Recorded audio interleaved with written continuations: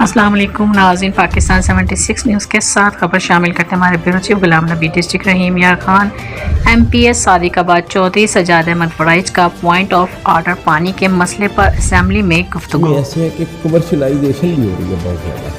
ہمارے پاس 2 کھاد فیکٹری ہیں، ایک فاطمہ فرٹیلائزر ہے اور ایک FFC ہے۔ سر میری آپ سے آج یہ ریکویسٹ ہے کہ کل اس ایوان میں اگر ہم نے بحث کرنی ہے اور سیر اصل اگر گفتگو کرنی ہے تو آپ پارلیمنٹ سیکرٹری کو کہیں کہ DC رحیم یار خان کو کہیں کہ وہ تقریباً 2.5 کروڑ لیٹر ڈیلی پانی جو ہے نا وہ کمرشل پانی ہمارا استعمال کر رہے ہیں، اور